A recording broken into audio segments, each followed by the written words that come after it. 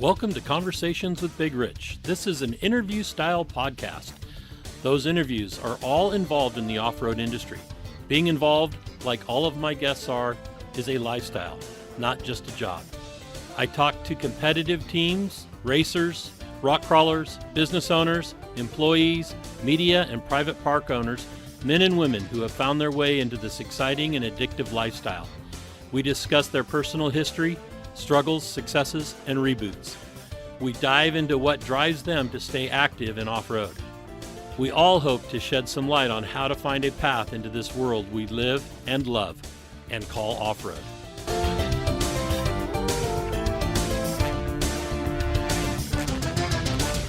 Whether you're crawling the Red Rocks of Moab or hauling your toys to the trail, Maxxis has the tires you can trust for performance and durability. 4 wheels or 2. Maxxis tires are the choice of champions because they know that whether for work or play, for fun or competition, Maxxis tires deliver. Choose Maxxis. Tread victoriously. If you still love the idea of a printed magazine, something to save and read at any time, 4Low Magazine is a magazine for you. 4Low cannot be found in a storefront or on a bookshelf, but you can have it delivered to your home or place of business. Visit 4lowmagazine.com to order your subscription today. On today's episode of Conversations with Big Rich, we have Skip Scott. Skip is pretty new to rock crawling competitions. I think his first We Rock event was last season, and he's just coming off his first podium win in Mason, Texas, at Katemsi Rocks with the We Rock Eastern Opener for 2022. Skip, it's great to have you on the air and get a chance to talk about your life. Rich, I'm honored. I mean, I just can't. I'm blown away. I'm in company of some big names, and I don't deserve to be. And it's a real pleasure to be here with you today. Well, thank you. Just remember, and everybody out there, remember, none of us are superheroes. We just are people that have found a passion for a sport or a lifestyle, and we went after it. Every one of us puts their pants on one leg at a time. You know? Man, well, that's good to know. I thought you guys were superheroes. Son of a gun. All right, well, that's helpful. Yeah, definitely not me. There's some guys I look at as superheroes, but I won't tell them that because most of their heads are too big anyway. I told my girlfriend, I'm going to be too big for my britches, and I'm going to need all new hats tomorrow. So there you go. All right, so let's jump right in, and I'm going to ask the standard basic first question. And where were you born and raised?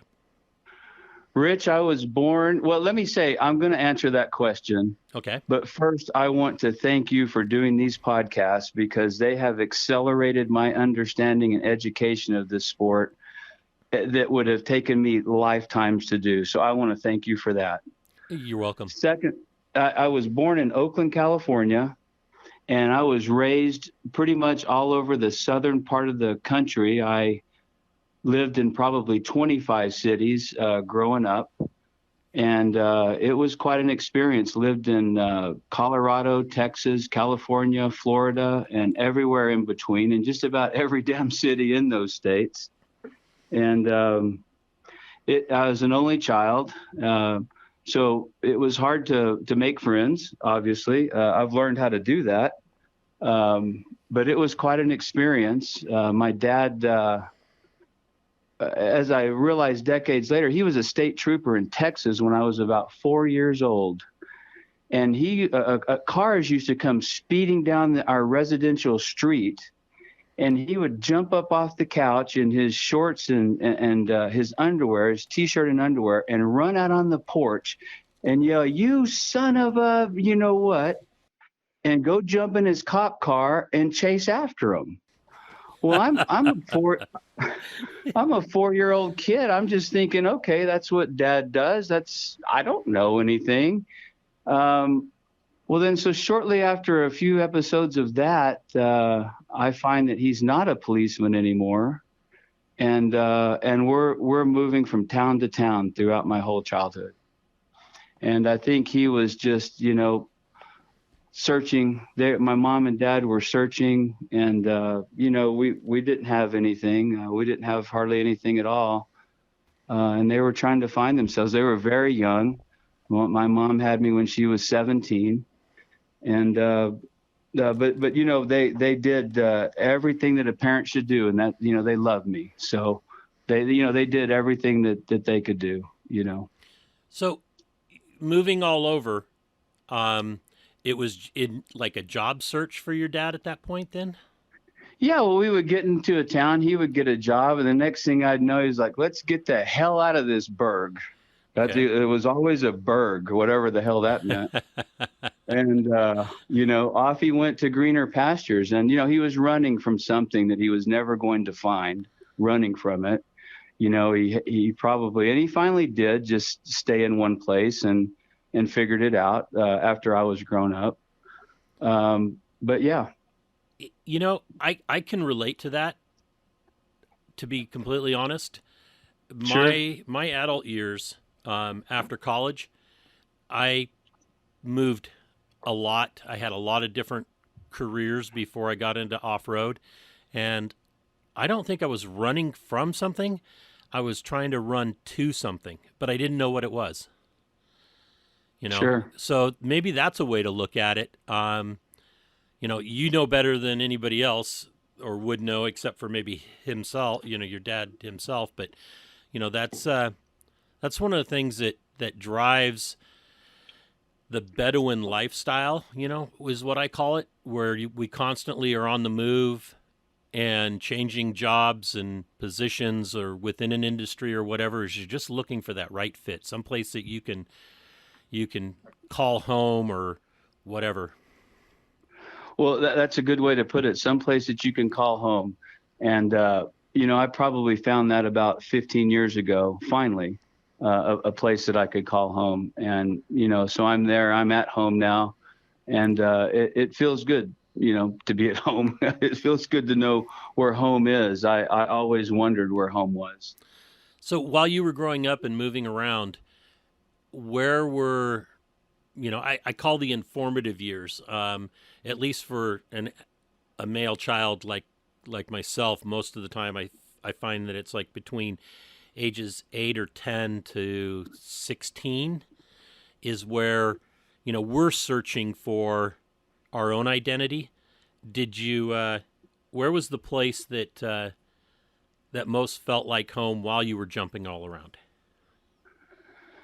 Well, that's a good question. It was more of just a survival, probably in fourth grade. Of course, I got bullied all the time because I was always the new kid, so Right. I was, just a little guy, there's nothing about me, and shy, of course.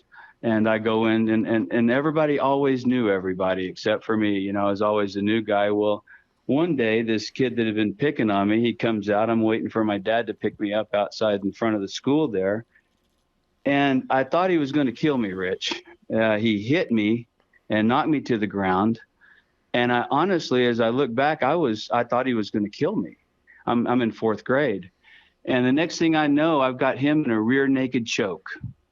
And, it's all just a blur. I remember kids trying to pull me off of him because they said I was going to kill him. And I'll bet that's the last time he hit you. yeah. The next thing I know, my dad pulls up and yells at me, and I run away from that kid. Yeah, that son of a gun never even look at me again. We'd be walking down the hallway and he'd duck his head. He's scared to death of me. So I think I figured out a lot right there. Right. That was a defining moment in life right there. And that's a valuable lesson. And it's a lesson that I don't feel a lot of kids over the last 15 years have been able to learn. Totally agree with that, Rich. Totally agree with that. I think, with your children and with my son, I have one son, and you got to teach them how to hunt and kill their own food. Know that you gotta and you gotta let them have the freedom to learn how to do that, because it's not easy out in that world. Yeah, they need to learn to they not only learn success, but they need to learn failure. Because without failure, you can never really truly have success. Yeah. Yeah. And that's a metaphor I use, hunt and kill your own food. Right. That's just a metaphor. They've got to fall on their face. And I agree. Just too much parenting going on. For God's sake, let them son of a guns run. Yes. Let them run and figure it out. They're going to be okay. It's hard as a parent, though, because you can't let them kill themselves. I understand that. But too much safety and too much helicoptering going on. You know what I mean? Yes, absolutely. I call some of the parenting of really young kids, and it's probably going to make some people mad, but I call it free range parenting, where they really don't discipline the kids when they're younger, and then it becomes harder to discipline them, but then they start to hover over them. You know, it's almost like they're trying not to parent, and it becomes now electronic parenting. Oh, okay. You know what I mean? Yeah. And so Yeah. it's, I can get little Johnny to calm down because he's got his Xbox 2500, whatever, and, with his goggles and paddles and everything else, and no real socialization. Yeah, absolutely. Absolutely. Social skills. I've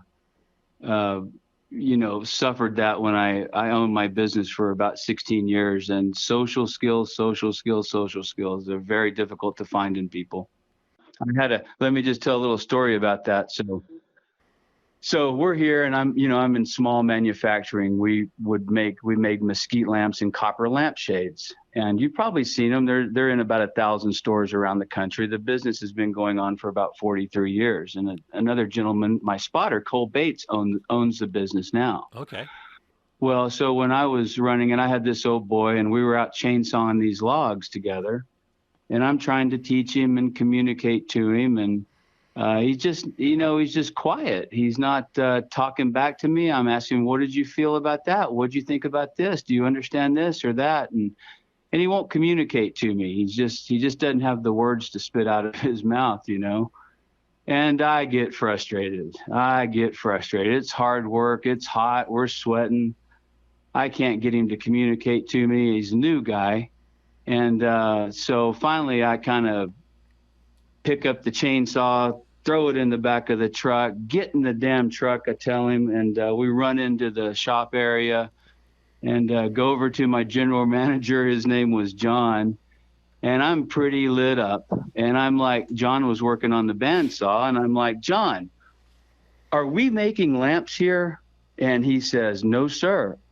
Are we making copper lampshades here? He says, no, sir. I say, John, are you cutting lamps on the bandsaw today? He says, no, sir. And I go through a list of things, and he says no to all of them, a list of things that we are actually doing. And I say, John, what are we doing here? And he says, we're communicating, sir. Yes, yes, that is what we're doing. All this other stuff is just nothing. We are communicating. That's why we are successful. And so that is the most important thing. And that's what, in the new world that we're living, kids are missing out on. I get a group of employees. I had this big table in my shop there, and we would all eat lunch there.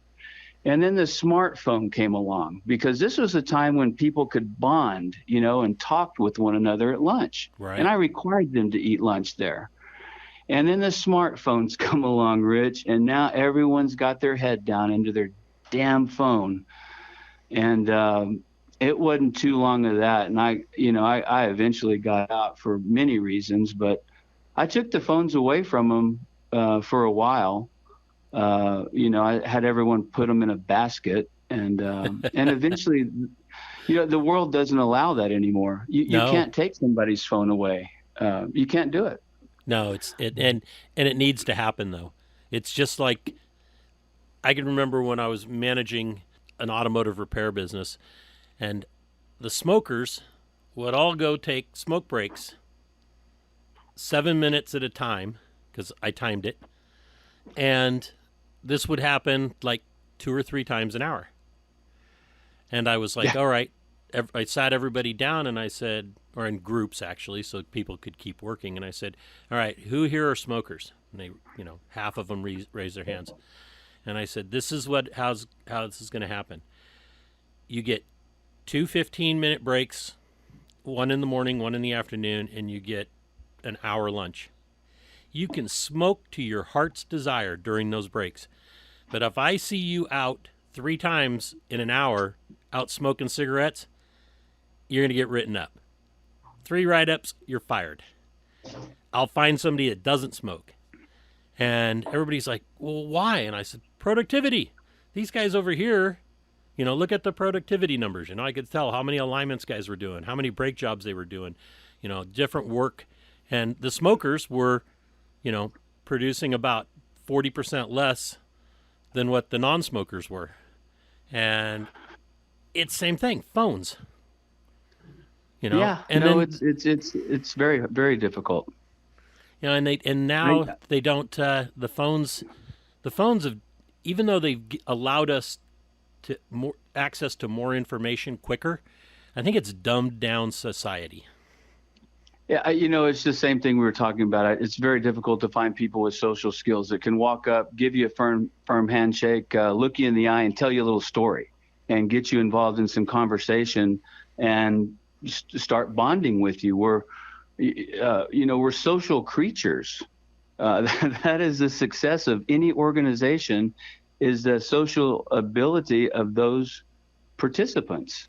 Like I said, with the communication story, we're not doing anything else but communicating. And if we don't do that effectively, it doesn't matter how we do alignments or lamps or anything else. We have to communicate effectively. So it's, we're getting older, Rich. So, how it is. Maybe we don't understand some things. I don't know. No, I think we understand them better than some of the people think. I get a kick out of people going, "Oh, you're just a boomer. You're typical boomer." I'm pretty happy and proud to be a boomer. I agree.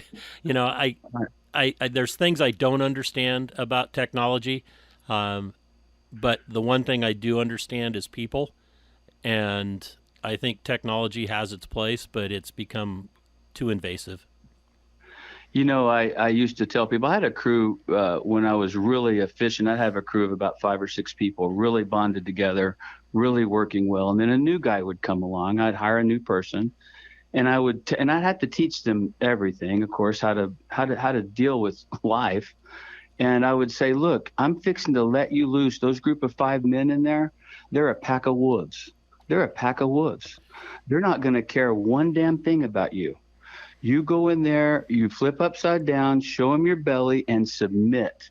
Nobody wants to hear your ideas. Nobody wants to hear your complaints, blah, blah, blah. Just go in there and submit and wait for them to accept you into the pack. And then you can maybe say what you think or give us an idea, but you need to go and turn over. And I think that did help some people, actually. I think that's great advice. So anybody listening to that, remember that when you walk into something new, whether it's at a competition, whether it's at a new job, whether it's at a social event. I tried to do that same thing, when I go wheeling with people I don't know.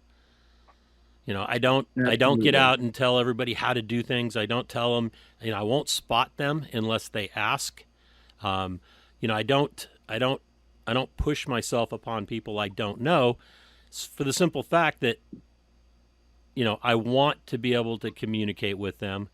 And, I have the kind of personality that can be probably overwhelming at times, and I know that. So. Well, if you talk too much when you're new, people are going to call you a know-it-all. That's the common misperception, is he's just a know-it-all. Because, you've just stepped out of line a little bit too quick and tried to take a place in the pecking order that you haven't earned yet. And so, You want to talk about a pack of wolves, Rich? That's showing up in Congress, or no, not in Congress, but Baghdad, Arizona, in 2018, and knowing nothing about anything. I mean, four-wheel drives or competition buggies or anything like that. And I mean, you want to talk about stepping into a pack of wolves, show up to a competition knowing nothing. And it is a pack of wolves. That's what it seems like. Oh, everybody's a type A personality. Absolutely. Yeah. They're super friendly, as you come to find out, but it's rather intimidating when you first open that door to We Rock, knowing nothing about anything or anyone's name or any history of anything. It can be quite intimidating. Right. I get it. So, at what age did you realize communication was a key element in growing up? That's a good question. I don't know that. I think, my dad was more of a philosopher. Okay. So, Okay. we weren't doing things with the hands too much. We were having a lot of conversations. We went fishing a lot. And, we talked a lot. He was a dreamer. And so we explored kind of the universe and the nature of personal reality. The nature of things is what we talked about. So I guess it was just kind of, that communication just put into me. And I was always the outsider, Rich, always the outsider. So I had to, we would move to a new city. I would be sitting there in the apartment. I'd see the kids out on the playground. And it would take me a few days before I could walk out to that playground. But the day has to come. Your parents can't take you, right? I'm 11, 12 years old. I'll be damned if my parents are going to walk me into a bunch of kids. You have got to put on your britches at some point and walk down to all those kids, playing soccer or ball in the yard, dodgeball, and you got to walk up to them. And that's scary as hell. But you learn how to communicate doing that. True. Were you able to spend your high school years in one area? Actually, I was for the most part. We ended up in Albuquerque, and I begged my parents to let me finish high school in one place. So that Albuquerque was the place. I was on the football team, a freshman there, and 6 weeks later we moved. I mean, I thought I was in my forever home, and out the damn door we go. And, we moved to El Paso. I ended up graduating high school in El Paso, and I had a wonderful childhood. I mean, I had a great time. I had a wonderful time in high school, especially. It was a blast. Did you spend a lot of time outdoors? Those are areas with vast amount of accessible land. I did. We lived on the edge of the desert, and guys were running those square body Chevys, and we'd go out to the sand dunes and, keggers, 16, 17 years old. And I had a little motorcycle for a while I'd cruise around on. And so we were outside quite a bit. I mean, it was, beer, dirt, and girls. And school was somewhere in there, I think. I mean, school was a pain in the butt, as far as I was concerned. Yeah, I get it. That's why I joined yearbook staff, so I could write my own passes and take me and my friends out of class. Yeah. So, but I never got exposed, since my dad, I never got exposed to anything much mechanical. If something broke, I had to have somebody else fix it for me. So I went through a whole long way of really not ever picking up a wrench or knowing how anything worked. I didn't care. I was doing other things. So, So then after high school, you're in El Paso. I assume you graduate high school or you leave high school. What was the next step? Well, I graduated high school. I went to Harvard. Oh, wow. That next semester, Harvard on the border. That's what they call the University of Texas at El Paso. Yeah, they call that UTEP, Harvard on the border. Yeah. So I tell everyone, I got out of Harvard. And people immediately look at you different when you say that. I just did. You You can't did. It's visually profiling, see it, Rich. but I did. You just profiled me. Yes. I resent that. You're profiling me. So yeah, I joined Harvard there and lasted about a semester. I was in the fraternity, had a .5 GPA. I was proud of that. Um, Did you show up and to any classes besides like no, hell no, orientation? hell no. I don't know how I got the .5. I smoothed somebody, you know. I talked my way into that one. No, I didn't do crap. So I'm like, this isn't any fun. And I just got out of college and went to work. And so back to working, beer and girls. So what'd you and do work-wise? Valet parking. So low hours and high money. But, a year and a half later, I realized, this isn't going to work. Valet, okay, valet Yeah. parking in El Paso? Yeah, at Sunland Park Racetrack. Oh, okay. Yeah. And at a couple of high-end restaurants, All right. fine dining. Yeah. And, you realize this isn't going to work. I need a skill. Yeah. That took me a while to figure that out. I admire kids that know what they want to do and start on the path early, but that wasn't me. I need a skill. So I went to the college again and got back in. And I said, talking with my counselor, and I said, I want to do something that is hard, because when I walk out of here, I want somebody to want me, and I want to be valuable. And he says, well, I said, I think I want to be in petroleum engineering, I told him.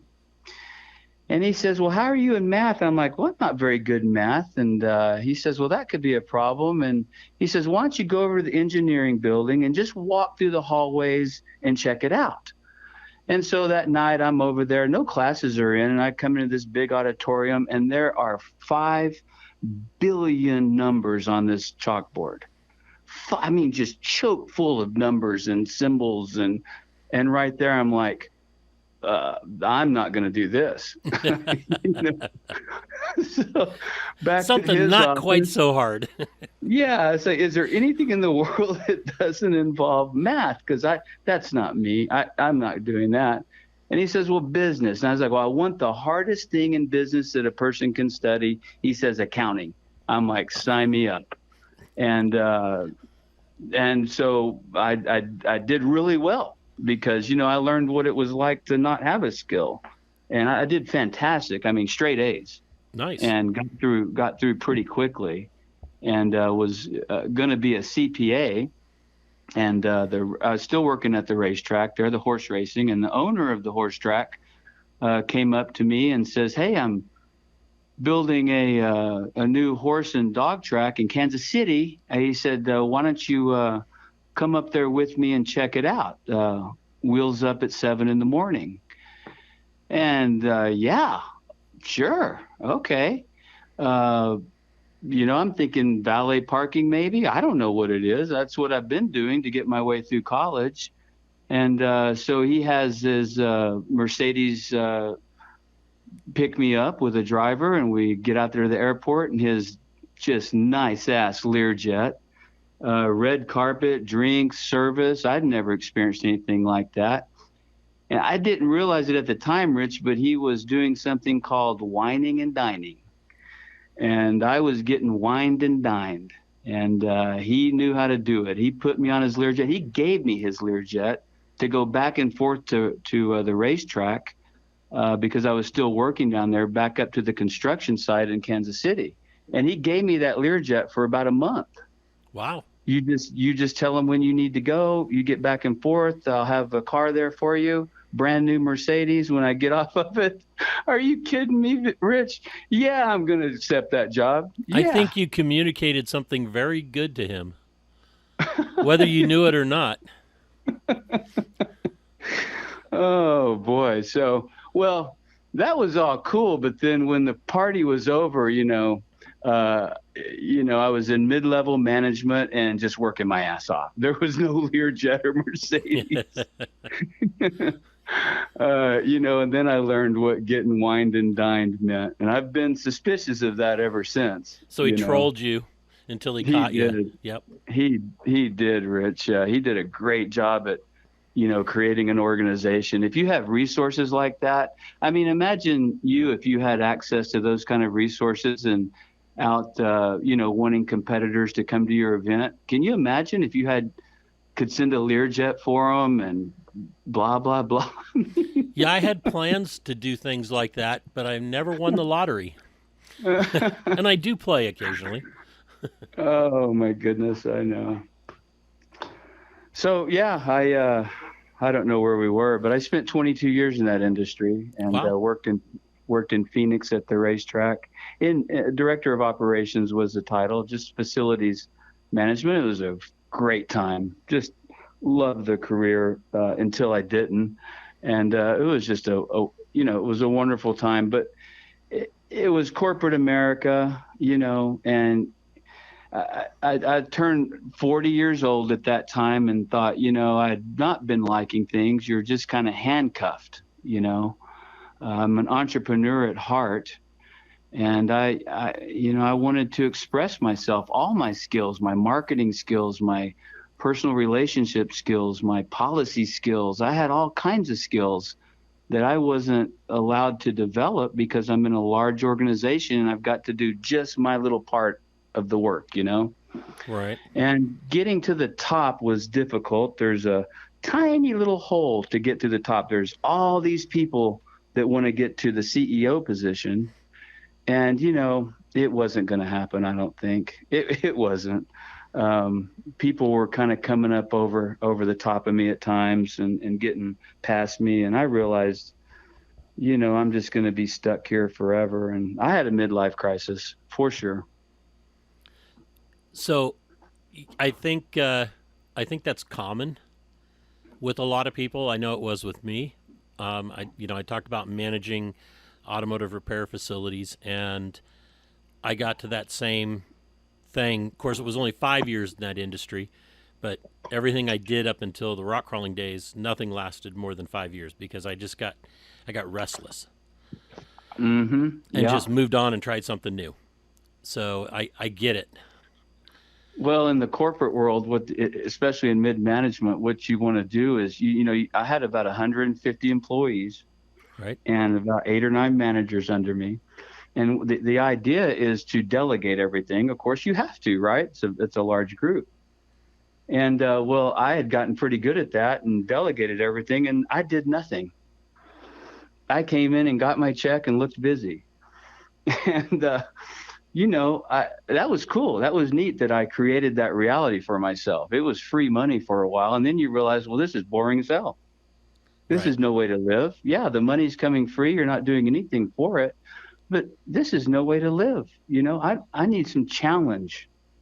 I want to be challenged. I want my turn up on the stage. So I left that career and wandered around a little bit. And ended up buying a small company in Alamogordo, New Mexico. And boy, that was just life changing. I mean, now I've got a small business, and you're cleaning the toilets, and you're setting policy, and you're doing everything. And I loved it. I remember telling my good friend, and I cried when I told her. She said, "How are things going for you there?" This is maybe 4 or 5 months in, and I said, "I'm free. I'm free." And I was free of that corporate, those handcuffs that had been on me all those years. You know what I mean? Right. Yep. And so I did that, and I was always playing the long game, Rich. I put everything back into that business. I took nothing out for myself. I was going for the long game. I grew the business about 35% a year. It was a little bitty business when I bought it, and ended up being a decent sized business when I was done. I grew it for about 13 years, and I wanted a cash cow, right? That's what every business owner wants, is that Yep. thing called the cash cow. And I said, well, I've been feeding this cow for 13 years, and she looks like she's ready to milk. And it's time for me to get my money, and it's time for me to get paid. And I did that for a little while, and I got paid. I got very fortunate. I got paid. And, I sold the business, and Hopefully I have enough money to survive. I have no idea because I don't have that much.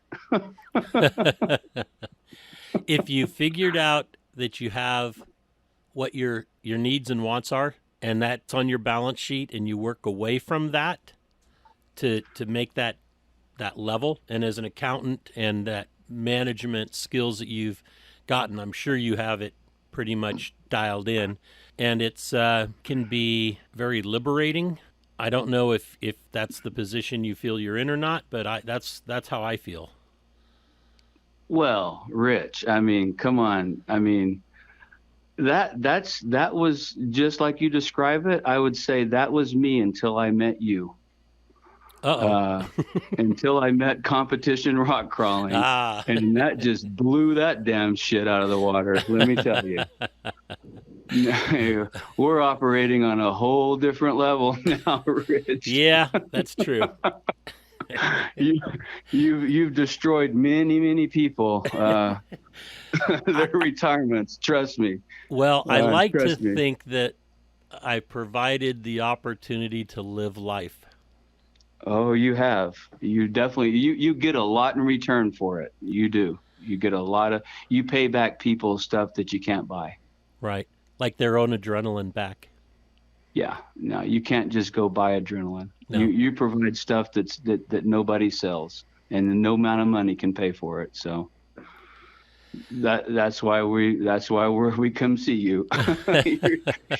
When at my first competition, I sat down with you, and man, I didn't know it was going to be that much fun, right? I didn't know, Rich. And about halfway through the first day, oh my God, I'm like, this competition stuff. This was last year only in Mason. And I remember you were sitting under a tree or something. I'm like, oh my God, Rich, you've destroyed me. I mean, I'm just so into this. I mean, this is the best thing I've ever done in my life. And I called you a drug dealer. I Yep. said, Rich, you're a damn drug dealer. I figured it out. First day I figured it out. Pretty good, huh? For a new guy. Yep. You're a damn drug dealer. And now I'm hooked. Dang it. That's Dang it. I always equate that job of a promoter is like a drug dealer that hangs out at the elementary school and gives it away for free. So you've captured them for the rest of their life. Oh, And we were so innocent, Rich, till we all ran into you. You know. I'm a destroyer of innocence. There you go. That's awesome. I'm gonna have a shirt made of that. Shelly That's has her good. shirt that says Chaos Coordinator. I'm gonna have Destroyer on there. Yeah. So- Innocent destroyer. Innocence I like Destroyer. that. Yep. Yeah, I like that. So you're no longer employed. You're not working a job. Then you're just kind of freelancing life now. Yes, actually, I tell you, I was going along there about, I don't know, it was about 4 years ago, maybe 3 or 4 years ago. And I immersed myself into my business and did nothing but that. And, I was really trying to make a run at it late in life there. And then something happened. I'm working full steam, Rich. I'm giving it 100% of my, everything to work that business. And so one day my girlfriend gets a little dog that she's got to babysit, a little Chihuahua. And she says, well, at her house, she says, well, the little dog will be fine. She says, I'll come home at lunch and, I'll let her out and she'll be fine. Well, I'm an animal lover. I said, I'm going to find a way to leave my office and come over and spend a little time with her other than that during the day, because she needs a walk. Every dog needs a walk every day. And so the first day I go, poor little thing was scared, hiding in the house, and I take her out. She's 5-pound Chihuahua. And I take her out to the park and take her walking. And that was when my life changed. I stopped. That's the first time I had stopped in about 13 years. I left my business, Rich. I mean, that's like, you leaving during the middle of an event, to go walk a dog. And well, that little dog just stopped me in my tracks and gave me a completely different perspective on life. And I was able to think for the first time. And the little dog changed my life right there. Wow, that's awesome. What was the dog's name? Well, my racing team is Chiquita Racing, Ah, and that was the dog's name, Chiquita. that is awesome. That's a Yeah, great story. that's why it's named Chiquita Racing. And it took about 3 years, but I started to look for the exit door in the life I was living, but that's where the door opened right there that day in that park, and I continued to do that every day. Go over there and take her out. And it just put the brakes on. You get so caught up in everything, and it was time to focus on something else more important than the business. And I thought I had enough money to do it. I probably don't. I'm dreaming when I say that. I'm anything but, a rich man. I'm dreaming when I say I have enough money. But I thought, yeah, I'm young enough to go do something else enjoyable right now. I want to rock crawl full time, and I can always go back to work, but I can't always rock crawl. And I'll tell you, I was in the park one day with that little dog, and we passed this old guy. He must have been 105 years old, Rich. And he's on 2 canes, and he's walking about 3-inch steps, okay? But he's out doing it about 3 inches at a time. We go by him. I turn around and look at him, walking away. And I say to myself, he's not rock crawling. You better get this done. So Yep. Here I am. So when did you first get the bite for off-roading? Well, my buddy owned, or didn't own, he had a little what do you call, amateur shop downtown, a garage. He'd do work for people. And I used to go down there and visit him.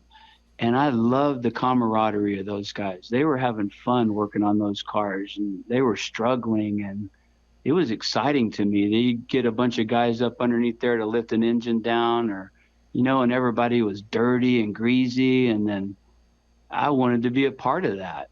And that's where I first got a bite. And I asked the guy, should I buy a side-by-side or a Jeep? I didn't know anything about anything. This was only 6 years ago. And the guy said, well, probably a side-by-side. Well, we go to Arizona. I rent side-by-sides. I realized what side-by-side I need, and I just got a little utility side-by-side, right? A 6-seater with a bed in the back. And my son reminded me of this the other day. All I wanted to do was get in that side-by-side, go out in the desert, which I live out in the middle of nowhere, and cook bacon and pancakes. That was my goal. That was level 1, Rich. Level 1, bacon and pancakes out in the desert. No eggs, huh? No, I don't know. I get it. Not the way he told me. And so then we got a 50th birthday for a friend coming up in Vegas. And I'd been to Vegas a lot in my life. I wanted to do something different. And I get on there and say they have these rock crawling tours. What the hell is rock crawling? I don't know.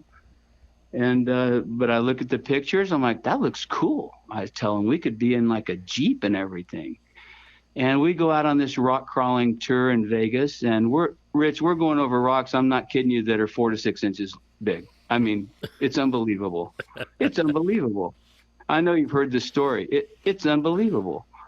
We're going up ledges that are probably 3 feet in elevation at a 45-degree angle. I'm bit. I mean, I get back from there and I go buy a Jeep, just like the one we were in, a Rubicon on 37s, pretty nice rig. And we get out. A buddy of mine had a little TJ, and he takes me out a couple of times. And then after the first couple of times out of banging up that Rubicon, that damn expensive Rubicon, I was like, this is stupid.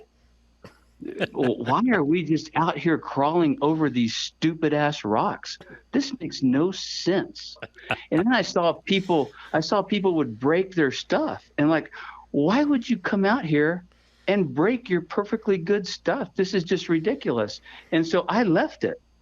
I had told my girlfriend, we're like, that's stupid. Let's just go up and drive on the forest roads and blah, blah, blah, blah, blah. So how I got from that moment to where I'm at now, Rich, I'm not for sure. Something happened along the way.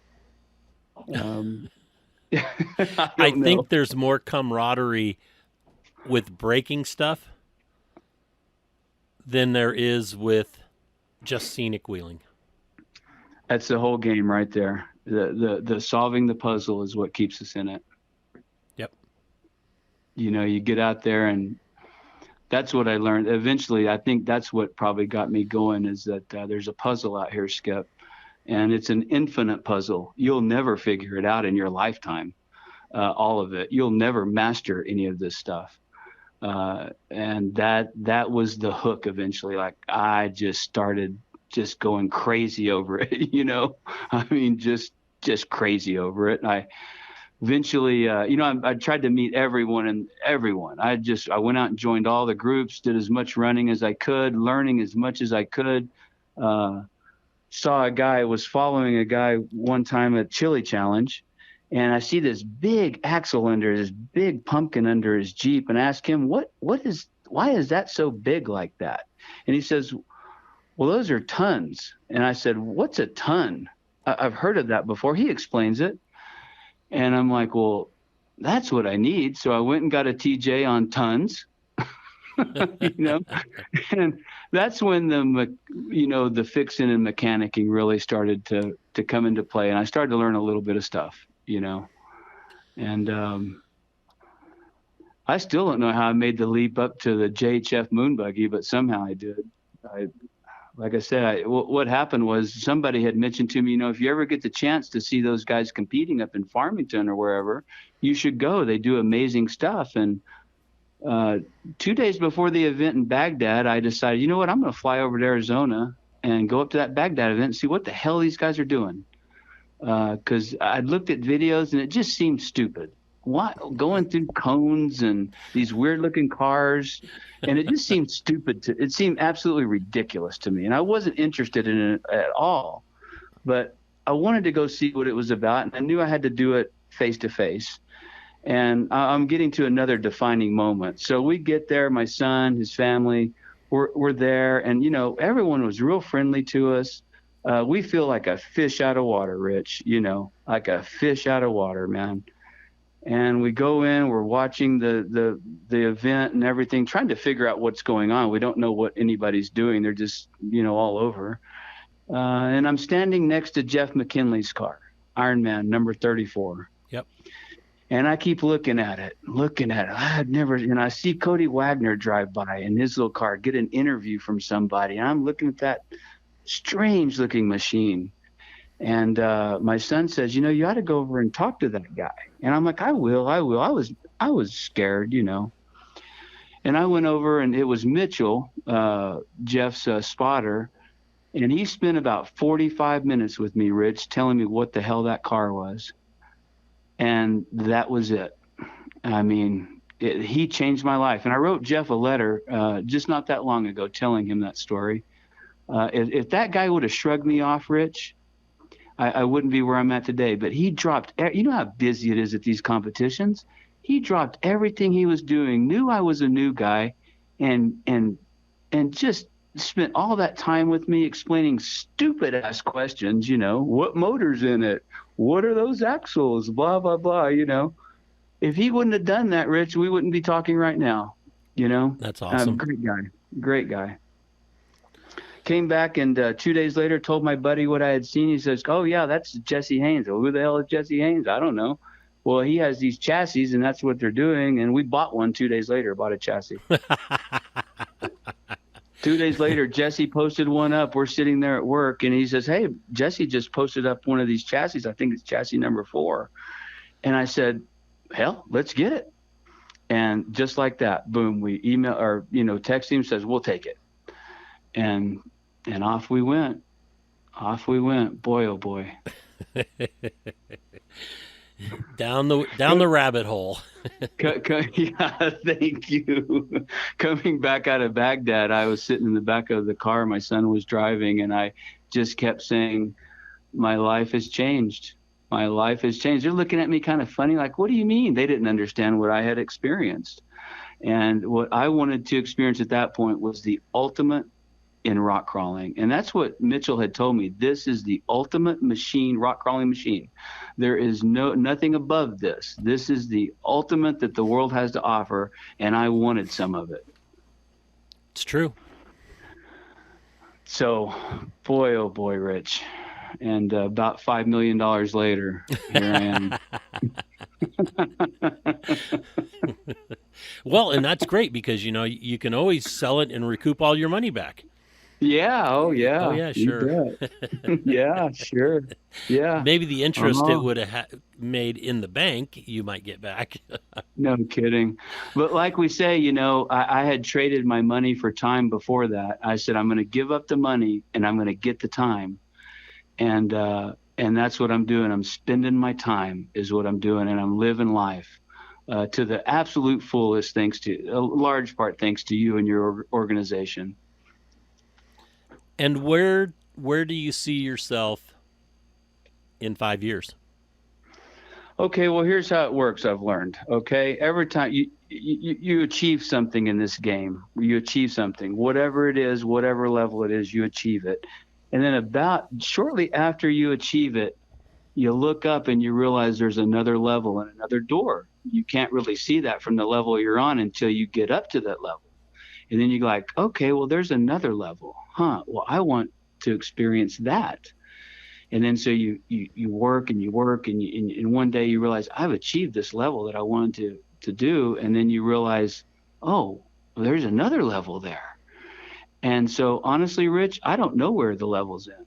I'm just taking it one level at a time. Right now, today, I want to go to Cedar City and I want to finish. I don't want to finish last. If I finish anything but last, I will consider it a personal. I'll be a champion. I'll be a champion if I don't finish last. If I finish last, and I know I got a bunch of work to do, but I'm just, the next level for me is to get in and just not finish last if possible. I think you have a good chance of not finishing last. Watching you, not really truly watching you this last weekend there in Mason, everybody was running Jake Good's first set of We Rock courses, and they were difficult. They challenged everybody. I think they would have even challenged a lot of the West Coast guys. Unfortunately, the guys on the West Coast get to practice all the time, or they have the opportunity to, or they have so much experience that maybe they don't need to practice as much right at the moment, but they can get into their cars, somebody like Jesse Haynes or Cody, and perform at a high level and understand what that car is going to do when they do, whether it's whatever tools they're using that car provides to get across the terrain. It's almost muscle memory.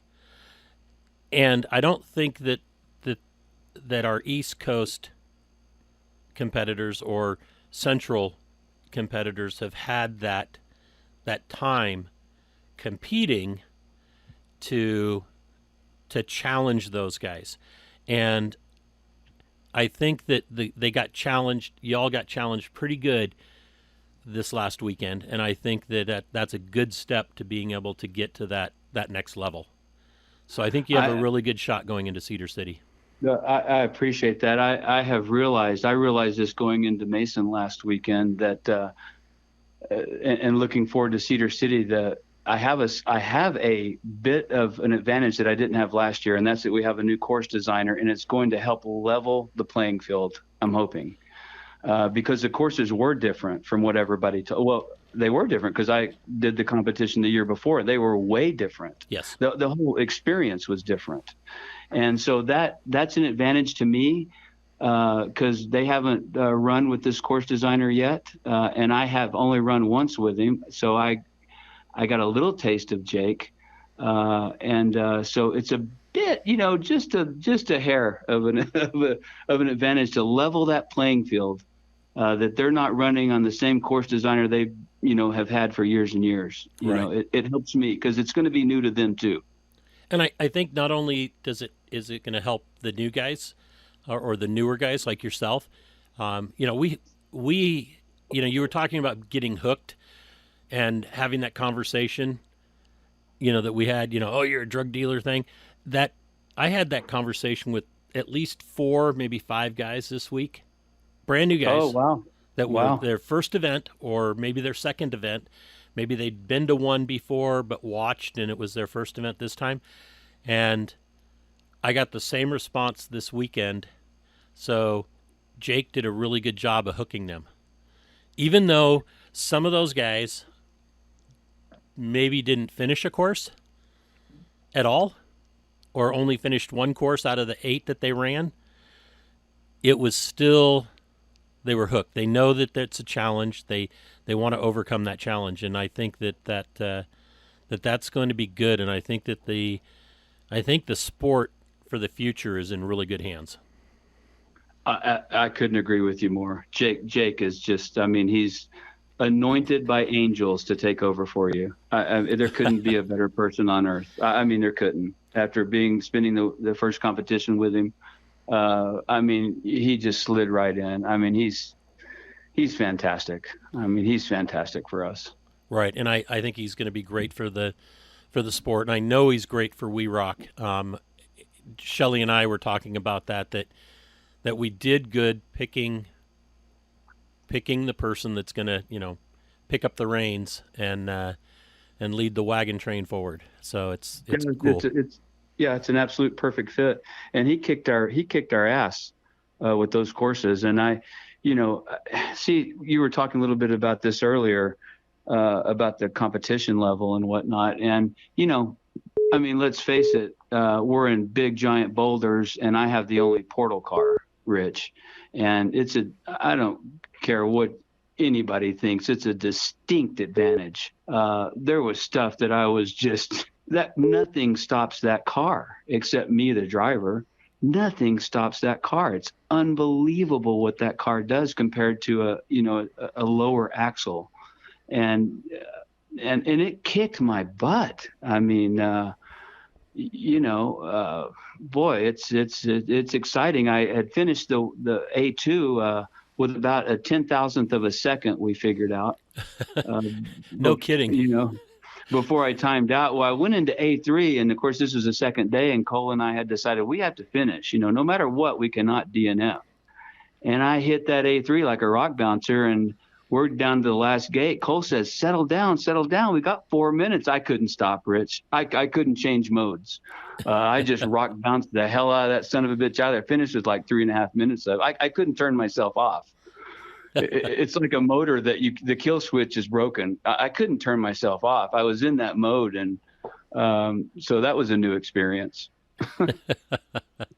Yeah, the one on 2, you did.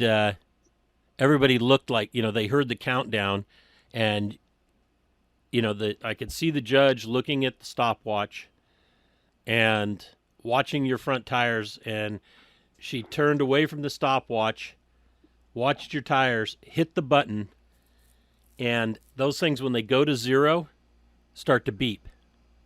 And I was close enough that I would hear that beep, and it said 0, and there was no beep. So, it was, she pushed the button at the same time the beep would have started as you came across the line. So, I mean, that's as close as you can get to, pulling a 40 minus your progressions as opposed to, a negative score. So, you didn't have any spare time. No, and I had, one of my mentors. I had 2 mentors. I want to mention their names before Absolutely. we get off into things. And that's George Soros and Steve Marquardt. Yep. Those 2 guys have gotten me to level after level after level. And George was my first mentor here. He's in New Mexico, and that guy just, what a great teacher and patient and knowledgeable. And just really took me under his wing to start me in this competition arena. And I can't thank you enough, George. That's and awesome. the same with Steve. I had the opportunity to spend a bunch of time in Texas with Steve, just him and I. for I think it was 3 or 4 days, which is a lot of time. Yeah. Just him and I, and that guy just he's 1,000 times the driver I am, has 1,000 times more knowledge than I have, and I'm slowly extracting it out of him. And he's got a disadvantaged car, a great car, but it is at a disadvantage. He can't unlock his axles. He doesn't have cutting brakes, et cetera, et cetera. And going into the last course on Sunday, he was only 2 points behind me. Yes. So there's nothing fancy about my driving skill. To have that guy, he just overcome it with experience. He overcome my portal car with just incredible experience.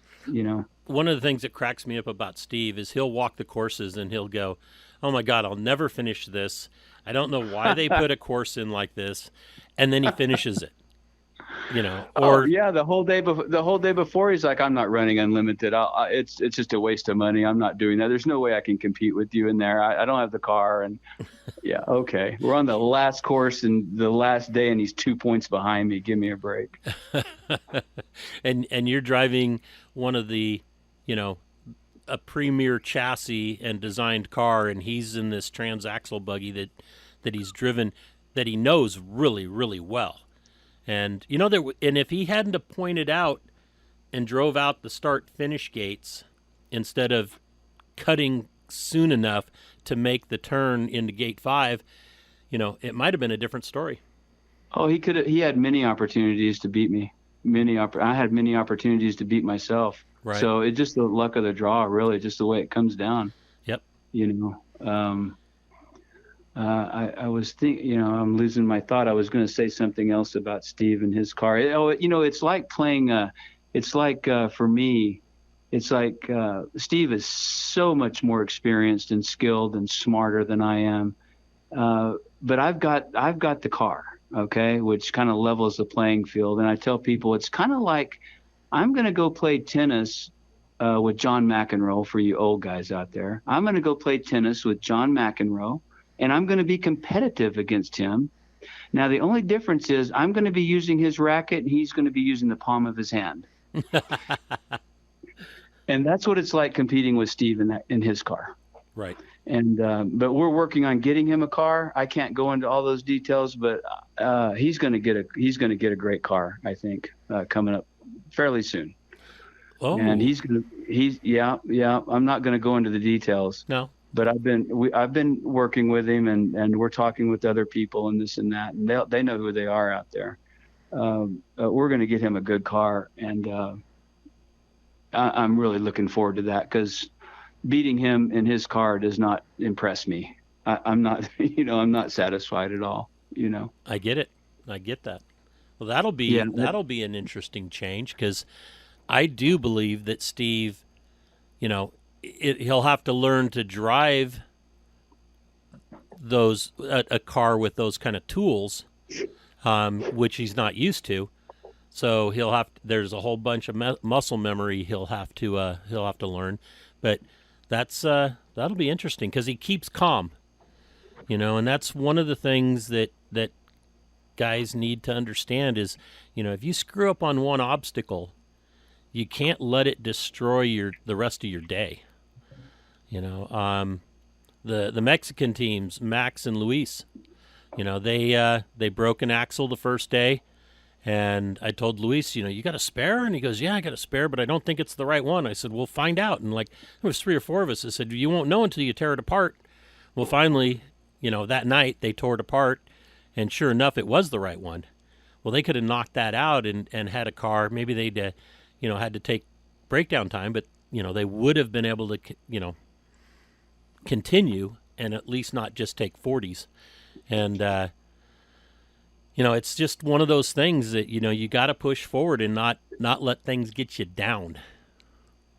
But absolutely. I got to say that with life, Oh, good point. Yeah, good point. That's absolutely correct. So do I see a team coming about then? A Chiquita Racing team or something? Is that what I see? What I hear? Was Steve involved? Yeah. Maybe. No, we're gonna be brutal enemies out on the competition course. I Okay, mean, good. hell, I doubt we'd ever be in bed together like that, Okay. unless I retire from it. No, I'm his student, and I'm looking to kick his butt every chance I can, which I haven't ever done really. So, Good. Awesome. you know, um, and I. And then the next level is coming up at the end of the month, like you say, the West Coast guys. And I've run with some of them have been real kind to spend. I've spent time with Mad Cow and some seat time, and of course Woody, who just kind of started in his portal car.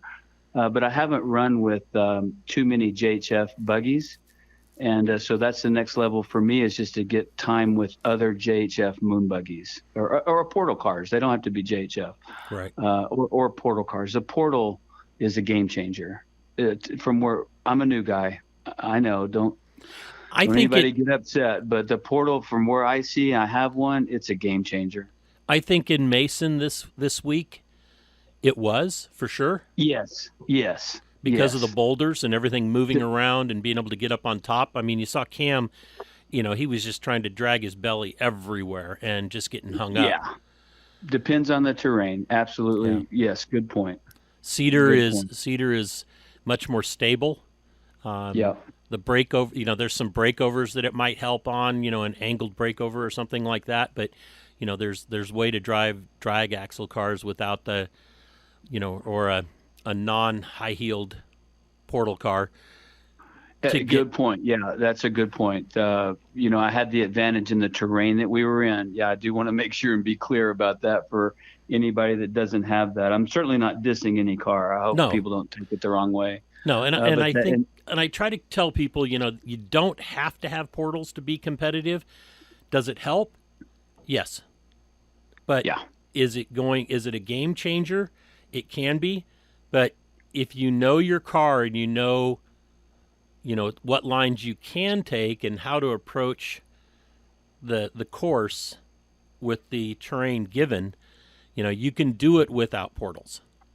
Yeah, like Steve Marquardt just did. Yes. I mean, that was impossible what he just did. It was impossible what he did in that car. It was impossible from my perspective, but he did it. The driver's the most important tool, obviously, and he's a great driver. Yeah. But there were times when I would come down and have a boulder that would say be 18 inches up above my axle in front of me. I just hit the gas. The car just goes over anything. I just hit the gas and I don't know what happens. I'm over it. I mean, it's unbelievable. It's just unbelievable. So you're getting ready for Cedar. Are you going to try to get out there early and run some of the past terrain, or there's still marks to show where things were at, but some of the locals could show you if they were so interested. If we can, I want to mention my spotter Cole Bates and thank him for everything that he's done for me. He worked his ass off.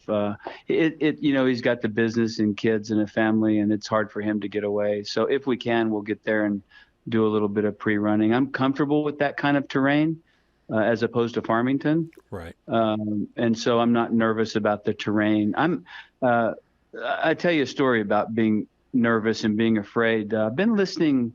The guy that did the movie or the documentary Free Solo, he's a rock climber. Okay. And they climb without ropes. Right. Okay. You've probably seen it, hopefully. And, they might be hanging out on a 3,000-foot edge, and all they've got is their little powder bag, right? And they're climbing it extremely dangerous. I get sick when I see him. Well, his name's Alex Honnold, something like that. And I've been listening to him. He talks around the country and with various experts and things like that. People want to know, how does he overcome fear? And I think one thing I took away from him was he said, well, first of all, you practice. Okay, so you know what you're getting into. You practice with ropes in his case. And you know every single move you're going to make. And then you're confident when you do it without the rope. Okay. But he says, Not me. yeah, yeah, I know. But it pertains to kind of what I'm going through in rock crawling. He said that fear and excitement are very close emotions. And so switching from fear to excitement, he said, is not that difficult to make that mental switch. And I have tried this. He's right. But you do have to be prepared. So, fear of standing in front of a freight train, you're not going to flip that over to excitement. Okay. Um, but they're very close. So like going into Cedar City against this very high level competition.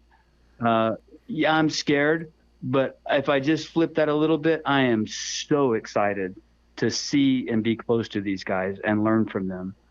And as opposed to when in Farmington last year, I came up to you and said, there is no way I'm running those unlimited courses, Rich. I can't do it. I'm afraid. I'm not prepared. I'm going to leave out of here in a helicopter with no car. And you were so gracious, and you're like, absolutely, go run in Sportsman's A and have a good time. And so, it's a matter of being prepared. And we're going to get up to Farmington this next month. That's our whole on our agenda with Matt Brunwasser up there. And we're going to run those unlimited courses in Farmington and see if we can't get some seat time and get comfortable on the edge of those cliffs. There's a lot more traction up there than you think, looking at that. And they're steep and they're big drops, but part of that is, I'm going to give away a secret, at least for me. It may be totally different with Jake at the helm, but I try. That's scary. That's scary. Now I'm back to fear. Thanks, Rich. I was excited, and then you brought Jake into the. Now I'm scared. I'm scared. But I think that you're still going to see the same terrain. I mean, it's not like we have a whole lot of different things we can do up there. I mean, the angles and the cone placements always make things different, but the basic terrain is still up there. It's huge, and if you get used to just being on that edge and knowing that, you can maintain traction and stability on that stuff and get past that, it's 60 foot below you or 80 foot below you, that's the key. And I agree. It's just seat time. Yes. And practicing and working into it slowly. Yeah, standing on those edges. Yeah. And one problem I found, they got those big walls and you got to hit them hard and all that. I can do downs, right? Because downs are easy. You just go over and go down. Gravity. Whatever.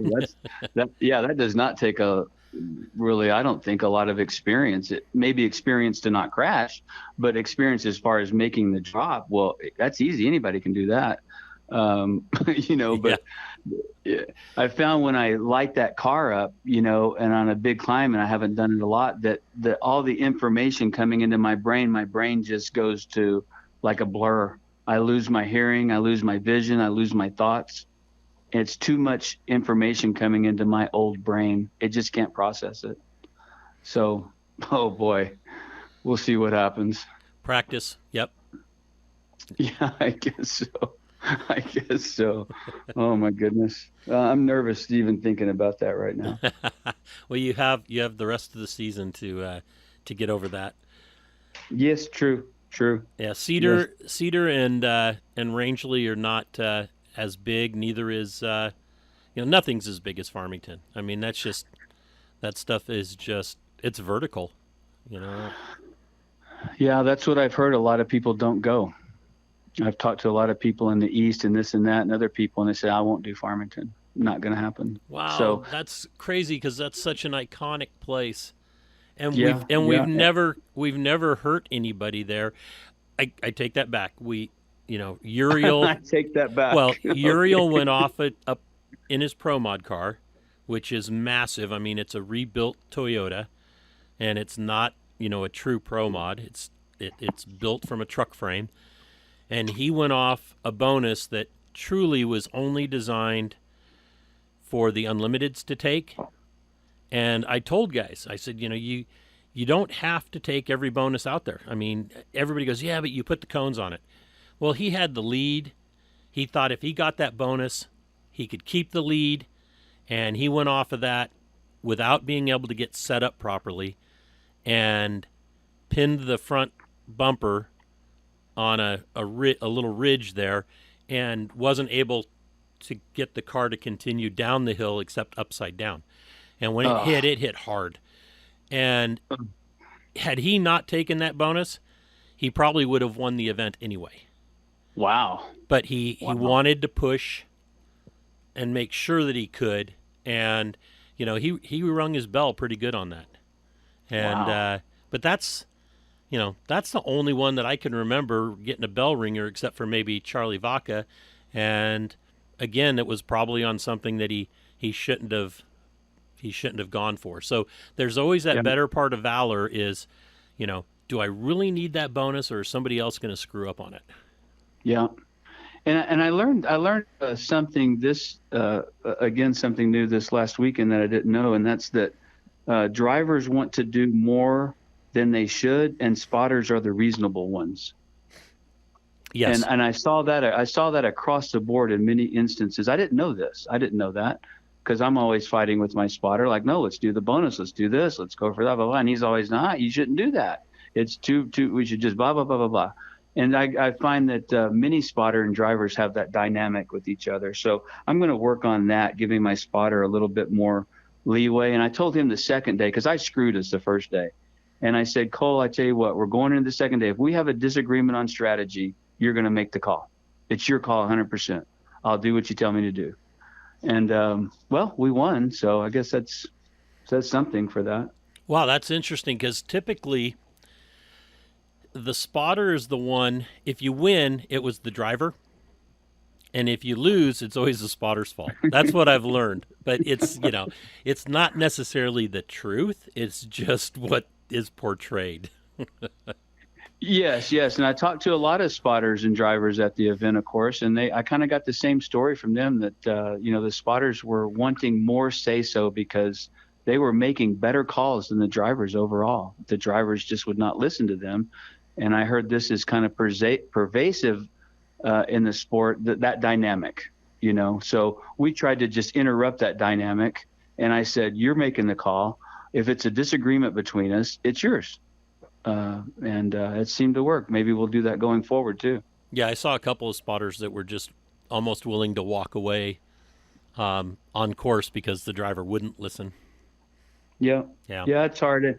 And like with Cole, I know my car. I'm advanced, further than he is in driving this stuff, and I think I know everything better. But it's really not true all the time.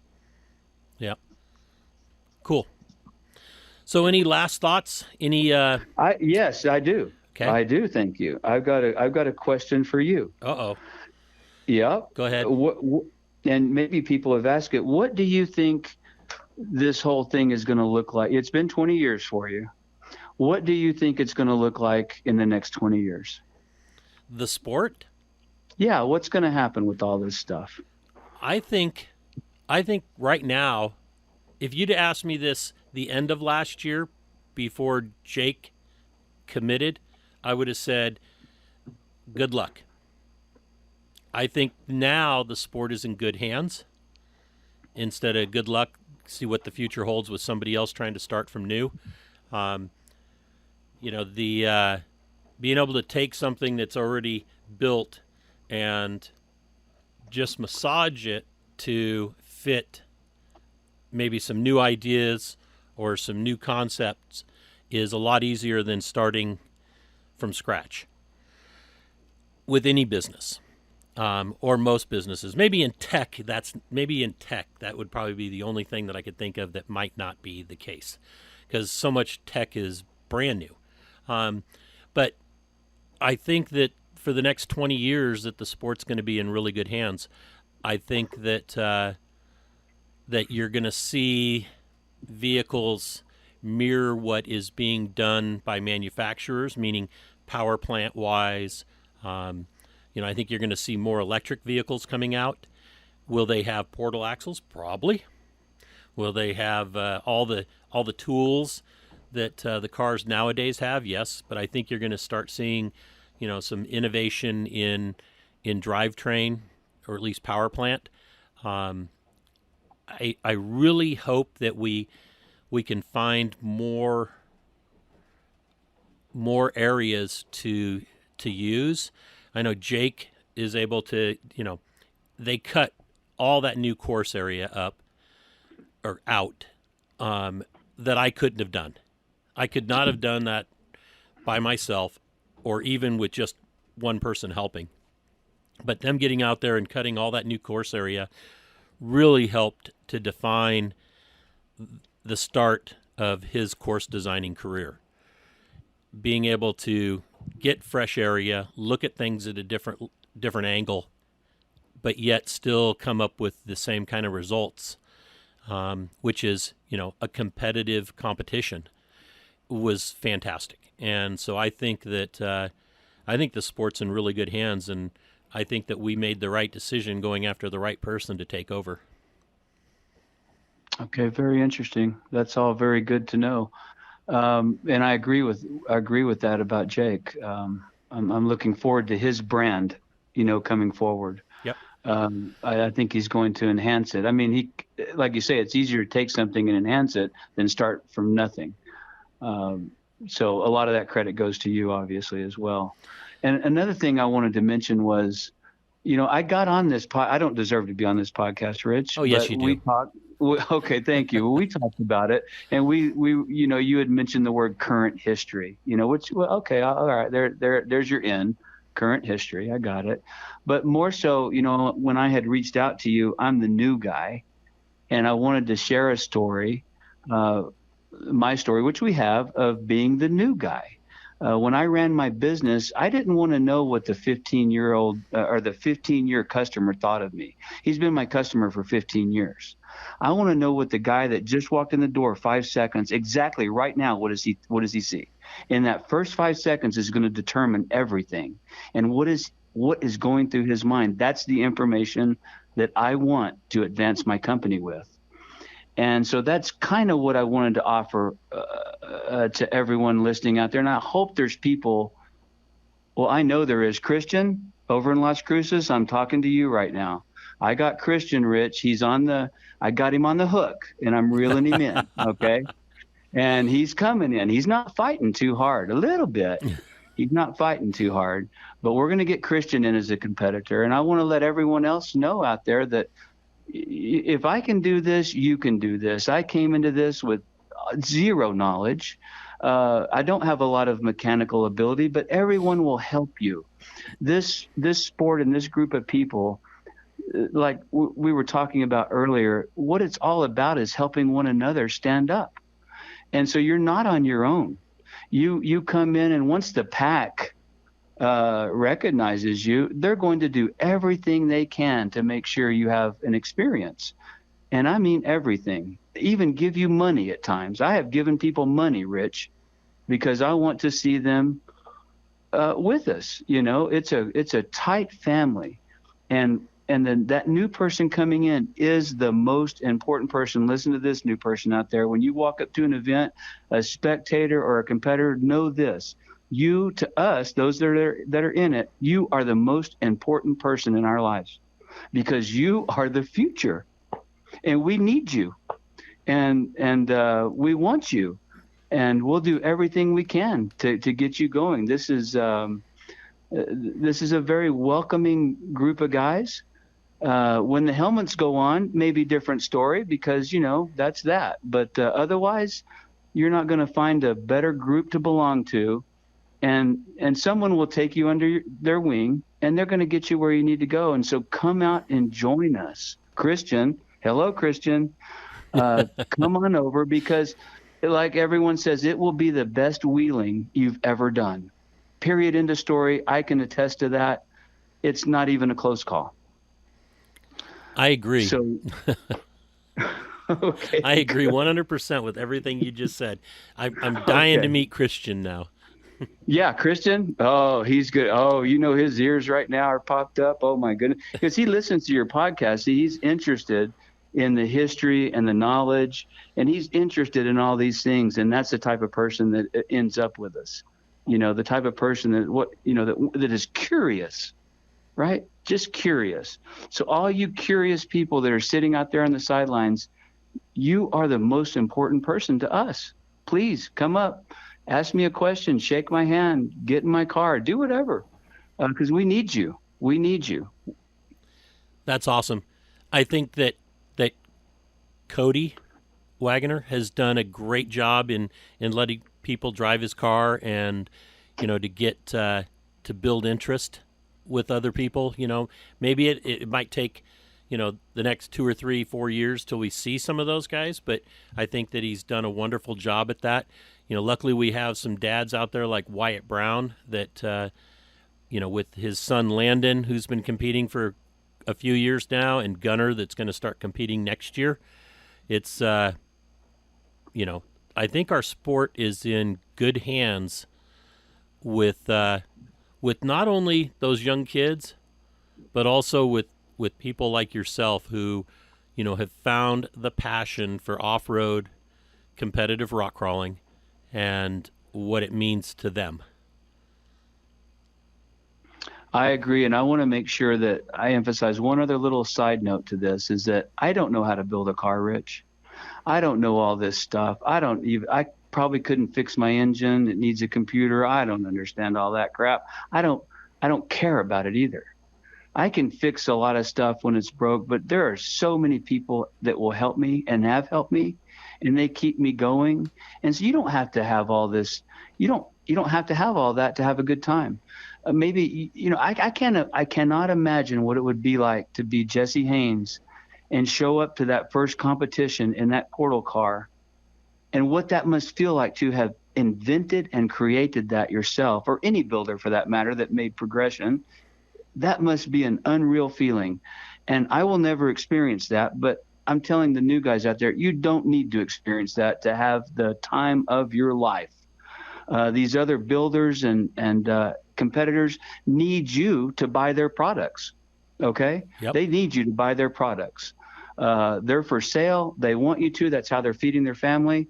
There's nothing wrong with buying a car and coming out. No one's going to look down at you. Oh, bought, not built, bull crap, bull crap, bull crap. Yes. We want you to know, but I don't care how you got your damn car.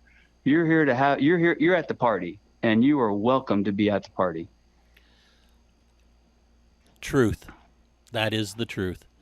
I've always hated that you need to build it, not buy it. That to me has always been crap. There are people that have the talent to build things, and there are people that have the talent to drive things. I have never been the talent to build things. Can I repair them? Yes. Can I build them from scratch? No. Am I ever going to build them from scratch? No. I know my limitations, but that doesn't mean I can't be part of the crowd. I can't be part of the experience, whether it's trail riding or rock crawling competitions, whatever. There's a lot of guys like you and I that know our limitations when it comes to building, but there's people out there that are making a living because they have the knowledge and the understanding to build, and there's nothing wrong with using that. Absolutely. We're on the same page with that. We're the same kind of people too. Right. And I don't care about it, Rich. I got to care to do something. I got to care about it. I don't care about knowing how to tune my motor. I could care less. Just somebody come tune the damn thing. I want to go, That's awesome. That's what tuners are for, right? They're out there. They're all over. Yeah, we got to keep those guys employed. Yeah. And I need one. If you're out there listening, I need one. So. Somebody out there, give Skip a call. Get hold of him, Skip you. Scott, and help him with the tune. Before we get off, I'm not going to do it by name, but I want to thank all the people, the family and friends that have given me money, actual green money this year. And you're on my mind. You're the reason that we're out here, and you make it so enjoyable for me. You've given me such a great gift, because I feel like I'm driving for a team. I feel like I'm driving for y'all. And I can't thank y'all enough, all of you, my son, my girlfriend, business owners that I know. I mean, I can't thank you enough. You've really it's meant everything to me. So thank y'all. And Skip, thank you for coming on and sharing your life and giving us some insight into why. My pleasure, Big Rich. And with that, I guess we'll see you in Cedar City. Can't wait. All right. Thank you so much for your time today. Thank you, Big Rich. All right. Goodbye. Bye-bye. Thank you for listening to Conversations with Big Rich. Please let your friends know about this podcast. Let us know what you think of Conversations with Big Rich. Please forward ideas to me, contacts of those that I should attempt to interview. Leave a rating on any of the services you found us on. We look forward to your comments and ideas. Enjoying life is a must. Follow your dreams and grab all the gusto you can.